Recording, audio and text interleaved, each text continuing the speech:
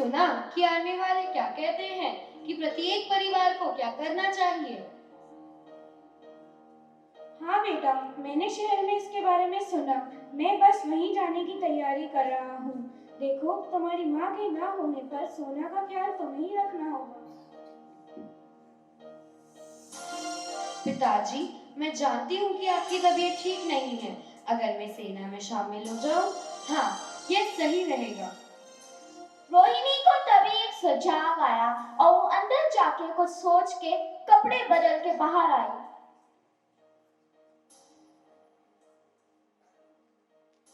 मुझे देखो, अब मैं आपका बेटा हूँ। अब मैं आर्मी में जाऊंगा और अपनी भूमिका निभाऊंगा। नहीं बेटा, तुम ऐसा नहीं कर सकती। तुम लड़की हो और जंग में मुश्किल हालातों का सामना करना पड़ता है। माँ के जाने के बाद आपने ही तो मुझे बड़ा किया है। आपने जो मुझे सिखाया है, मुझे सब आता है। आप मेरी फिक्र मत करो। अरे, अगर उन्हें पता चल गया कि तुम लड़की हो तो वो तुम्हें वहां से निकाल देंगे। किसी को पता नहीं चलेगा पिताजी। आप मेरे पे भरोसा रखो। आप यहाँ बैठो और घर का ध्यान रखो। मैं आपको निराश नहीं करूँ। सेना में रोहिणी को एक साहसी सैनिक के रूप में प्रदर्शित किया गया था। समय के साथ उसे विभिन्न सैनिकों का प्रभारी बना दिया गया। उसकी लड़ाइयाँ इतनी अच्छी हुई कि उसे और अधिक सैनिकों की श्रेणी में डाल दिया गया। उनकी लड़ाइयाँ अच्छी तरह चलती रही। कुछ वर्षों के बाद रोहिणी को सर्वोच्च पद दिया गया। वह पूरी सेना की जनरल बन गई। उसके कुछ ही समय बाद सेना में पूरी तरह से भयंकर बुखार फैल गया। तब कई सैनिक बीमार थे और सेना की जनरल रोहिणी भी बीमार हो गई। जब पूरी बटालियन बीमार थी, तभी घुसपैठियों को पता चला और उन्होंने रात में घुसपैठ कर हमला करना चाहा। तभी एकदम से वहां रोहिणी सामने आ गई। सुनो, अगर तुमने चिल्लाया तो हम तुम्हें भी मार देंगे और तुम्हारे लोगों को भी। इसलिए बेहतर होगा कि तुम चले जाओ। हम तुम्हारी जान बख्श देंगे। मैं अपना घर बार छोड़ के यहाँ इसीलिए आई हूँ ताकि मैं अपने देश को बचा सकूं। अरे, ये तो एक लड़की है। ये लड़की, हाथ ऊपर कर। तभी रोहिणी ने अपनी जेब से बंदूक निकाल और फायर कर दिया। लड़ाई में दुश्मन को कर अपने पूरे बटालियन को बचा लिया, लेकिन उसको भी गोली लग गई और वो अपने देश के लिए शहीद हो गई।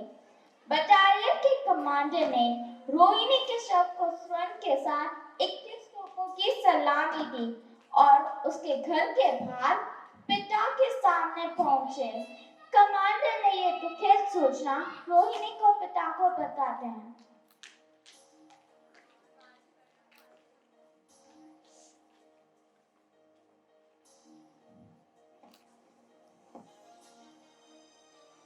मैं आज रोऊंगा नहीं, बल्कि मेरा सिर गर्व से ऊंचा है कि मेरी बेटी, जो एक इकलौती लड़की थी पूरे बटालियन में, उसने अपनी जान पर खेलकर देश को बचाया। जो जीते हैं देश के लिए, वो देश के लिए अपना लहू बहाते हैं।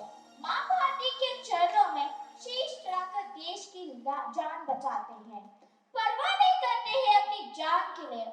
देश के लिए हंसते हंसते अपनी जान लुटाते हैं। ऐसी भारतीय सेना को शत शत नमन।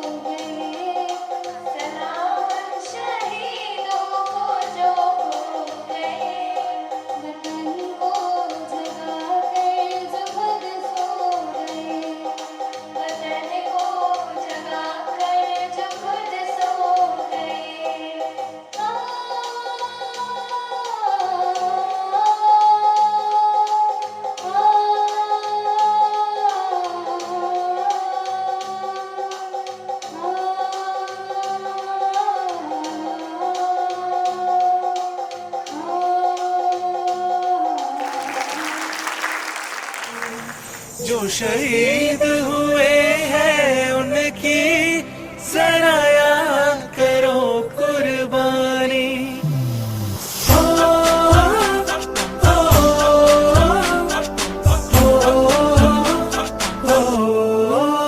संदेशे आते हैं हमें तड़पाते हैं, वो चिट्ठी आती है तो पूछे जाते हैं कि घर कब आओगे, कि घर कब आओगे, लिखो कब आओगे, कि तुम दिन ये घर सुना सुना है।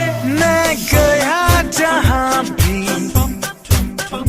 बस तेरी याद थी, जो मेरे साथ थी, मुझको तड़पाती रुलाती, सबसे प्यारी तेरी सूरत, प्यार है बस तेरा प्यार ही। माँ तुझे सलाम, तुझे सलाम, माँ तुझे सलाम।